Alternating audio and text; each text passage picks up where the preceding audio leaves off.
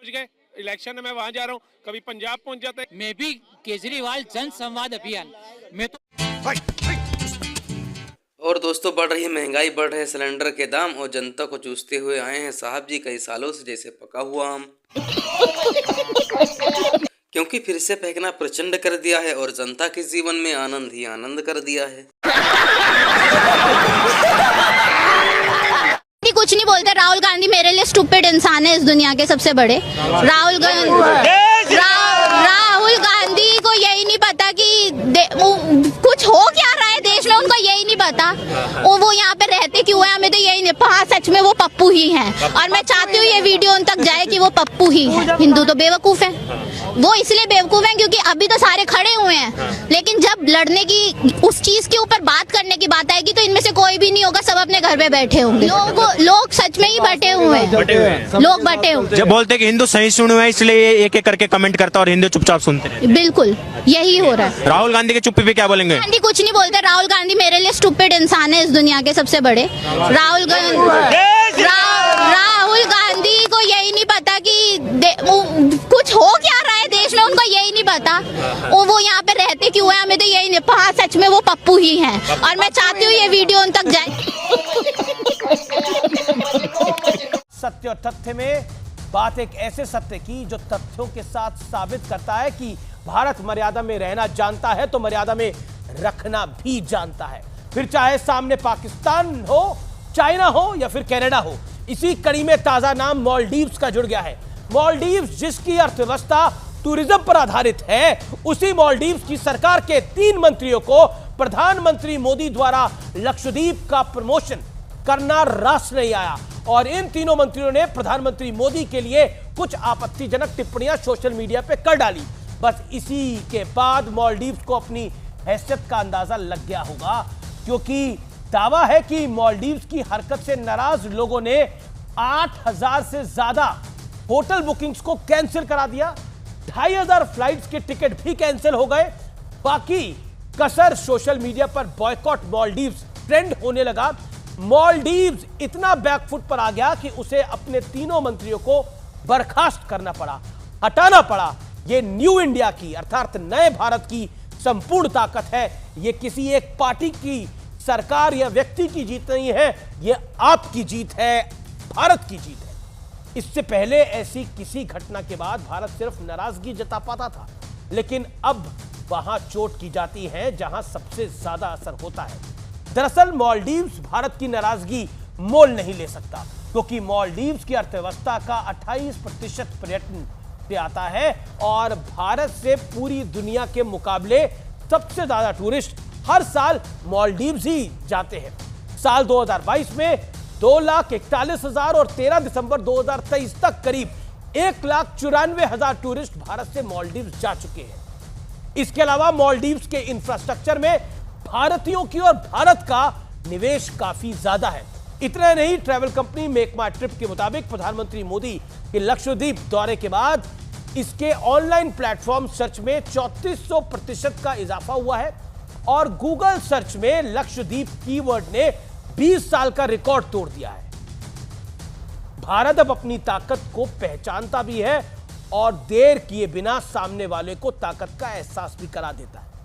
गलवान में चीन की गर्दन तोड़ पाठ पढ़ाना हो या फिर आर्थिक मोर्चे पर चीन को एक के बाद एक कई झटके देना हो। इससे पहले पाकिस्तान में ना सिर्फ घुसकर मारा गया था, बल्कि अपने अभिनंदन को सकुशल वापसी भी कराई गई थी। आप सभी को याद होगा कि अभिनंदन को पकड़ने के बाद पाकिस्तान किस कदर घबरा गया था और इसकी जानकारी वहां के पूर्व स्पीकर ने संसद में दी थी। सुनिए। मिनिस्टर साहब ने आने से इनकार कर दिया और चीफ ऑफ आर्मी स्टाफ तशरीफ लाए। पैर कांप रहे थे, पसीने माथे पे थे और हमसे शाह महमूद साहब ने कहा, फॉरेन मिनिस्टर साहब ने, कि खुदा का वास्ता है अब इसको वापस जाने दें, क्योंकि 9 बजे रात को हिंदुस्तान। यह भारत की ताकत है, यह राजनीति का विषय नहीं है, बल्कि हर हिंदुस्तानी के लिए गर्व की बात है, क्योंकि भारत अब वो देश नहीं है जो सिर्फ चुपचाप सुना करता था। हम राम और कृष्ण के वंशज हैं जो मर्यादा में रहना भी जानते हैं और मर्यादा में रखना भी जानते हैं। तो यही था आज आर पार का सत्य और तथ्य। नमस्कार। भूमिका जी नमस्कार। जी सर नमस्कार, मेरी तरफ से और छत्तीसगढ़ के निवासियों की तरफ से जय जोहार और आपको प्रणाम। भूमिका जी, आपको और सभी दीदियों को भी मेरा नमस्कार। और 2024 का साल शुरू हो चुका है। आप सबको मेरी बहुत बहुत शुभकामनाएं हैं। जरा भूमिका जी, मैं आपके बारे में जानना चाहूँगा, आपके बारे में बताइए। जी सर, मेरा नाम भूमिका भुआरे है। मैं ग्राम भानबेड़ा, तहसील भानु प्रतापपुर, जिला कांकेर, छत्तीसगढ़ के रहने वाली हूँ। आप करती क्या हैं? परिवार में कौन है? आपका काम क्या है? बताइए ना। मेरे अलावा मेरे परिवार में मेरे माँ पापा और मेरा एक भाई है जो कृषि मजदूरी और पढ़ाई करते हैं। आपकी पढ़ाई क्या हुई? BSc private. अच्छा, और अभी गांव में रहती हो माँ के पास? जी। अच्छा, भूमिका जी बताइए कि आपको इस कार्यक्रम में ये मौका बोलने के लिए क्यों मिला है?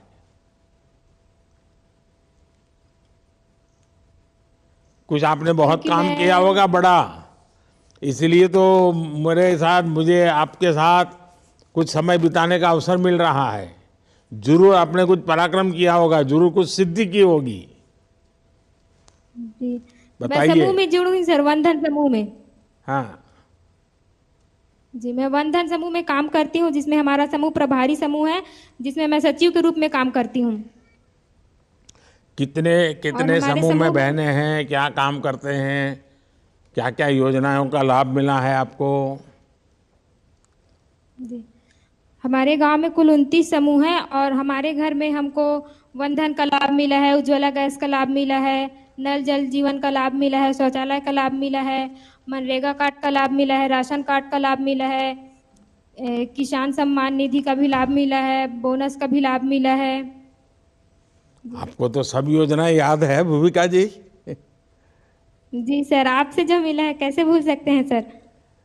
नहीं, आप याद रखते हैं, यही इससे तो हमें काम करने का और हिम्मत आ जाती है। अच्छा, राशन नियमित रूप से मिलता है और जितना तय किया उतना मिलता है? जी सर, राशन बराबर मिलता है। अच्छा, आपको इतनी सारी योजनाओं का पता है, नाम बोल रही हो आप जी। और बहुत अच्छे ढंग से बता रही हो, तो इन सारी चीजों का पता कैसे चला आपको? और ये सब चीजें प्राप्त करने में कोई तकलीफ तो नहीं हुई?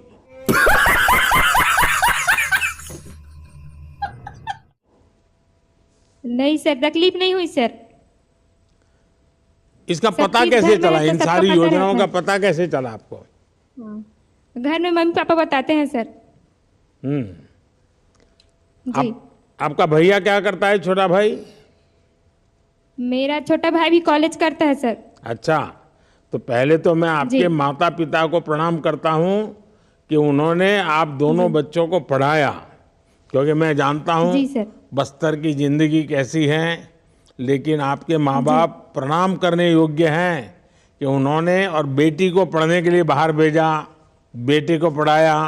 और इतनी माताएं बहनें सुन रही हैं, मैं देख रहा हूँ आपके पीछे लोग ही लोग हैं और बड़े उत्साह और उमंग से भरे हुए हैं। तो मैं उनको भी कहूँगा, बच्चों को जरूर पढ़ाइए। अच्छा, आपके समूह जो हैं वो कोई विशेष काम करते हैं तो मुझे बता सकती हो कौन सा बड़ा काम किया है? जी सर, जी हम वनधन में जुड़ के हम महुआ लड्डू और आंवला अचार का निर्माण करते हैं सर। फिर उसका क्या करते हैं, जरा विस्तार से बताइए ना। महुआ लड्डू का निर्माण करते हैं सर, जो फूड ग्रेड महुआ से बनता है। फॉरेस्ट विभाग से हम लोग खरीदते हैं, किसान से भी खरीदते हैं और उसको हम साफ सफाई करके लड्डू बनाते हैं और मार्ट में भेजते हैं। जो मार्ट बाकी समूह में मतलब संजीवनी में भेजते हैं सर, बिक्री करने के लिए। क्या कीमत होती है ये लड्डू की, किस हिसाब से बेचते हैं? 700 रुपये केजी में सर। अच्छा, लेकिन जो कुछ लोग तो महुआ का दूसरा उपयोग करते हैं, तो उनका क्या होगा अभी? सर इसीलिए तो लड्डू बना रहे हैं सर, उसको वो यूज मत करे करके हम लोग इसीलिए लड्डू बना रहे हैं। वो दूसरा उपयोग क्या करते हैं?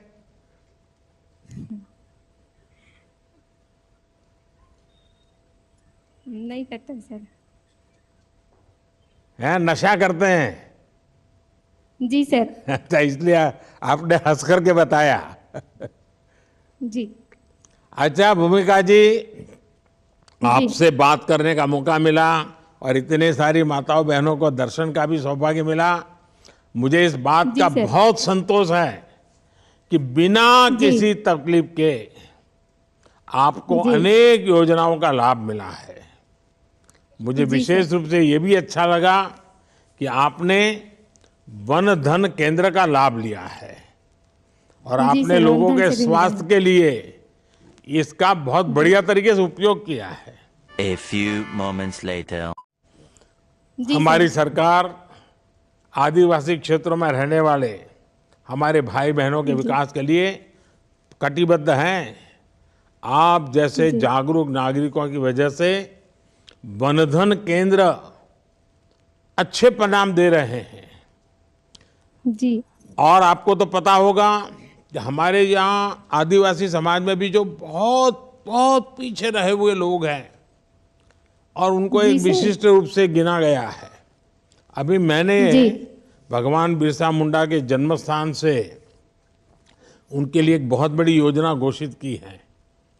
ये संख्या में बहुत कम है लेकिन बहुत हालत खराब है। उनके लिए मैंने एक योजना बनाई है, पीएम जनमन योजना, और उनको बहुत बड़ी मदद करने वाले हैं। और शायद 15 जनवरी को ऐसे समूहों के साथ मैं मिलने वाला भी हूँ। शायद आदिवासी समाज में भी इतने नीचे जाकर के काम करने का सौभाग्य पहले किसी को नहीं मिला होगा। भगवान बिरसा मुंडा के आशीर्वाद से मुझे हमारे आदिवासी भाई बहनों की सेवा करने का मौका मिल रहा है। मस्त जोक मारा रे, ये हंस रहे हलकट हंस।